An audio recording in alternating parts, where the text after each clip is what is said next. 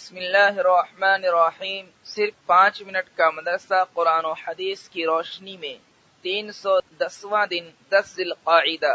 Number 1، اسلامی تاریخ۔ حضرت عمر بن عبدالعزیز رحمۃ اللہ علیہ۔ حضرت عمر بن عبدالعزیز رحمۃ اللہ علیہ کی پیدائش سن 61 ہجری میں ہوئی۔ آپ رحمۃ اللہ علیہ کی ماں ام عاصم حضرت فاروق اعظم رضی اللہ عنہ کی پوتی تھی۔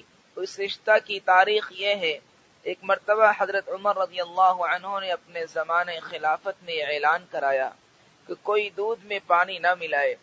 اسی زمانے میں ایک رات گشت پر تھے کہ گھر سے آواز آئی، بیٹی صبح ہو رہی ہے، دودھ میں پانی ملا دے۔ بیٹی نے جواب دیا کہ اماں، آپ کو معلوم نہیں کہ امیر المؤمنین نے اس سے منع فرمایا ہے۔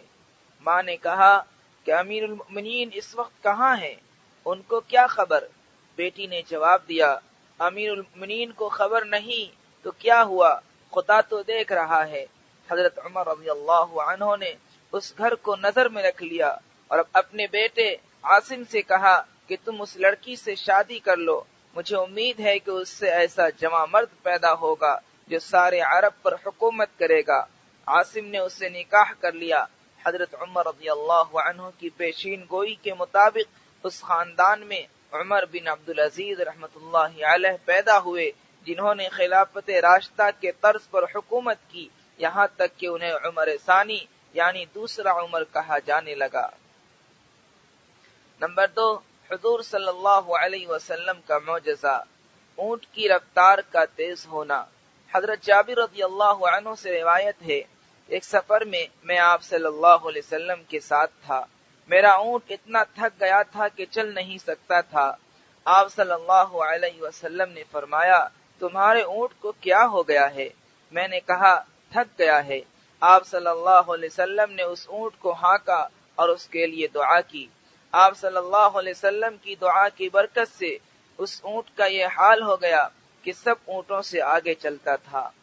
نمبر 3، ایک فرض کے بارے میں، قضا نمازوں کی ادائیگی۔ رسول اللہ صلی اللہ علیہ وسلم نے فرمایا، جو کوئی نماز پڑھنا بھول گیا یا نماز کے وقت سوتا رہ گیا تو اس کا کفارہ یہ ہے کہ جب یاد آئے اسی وقت پڑھ لے۔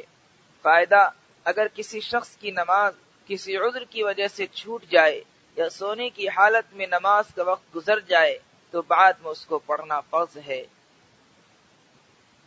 نمبر 4، ایک سنت کے بارے میں، زمزم پینے کی دعا۔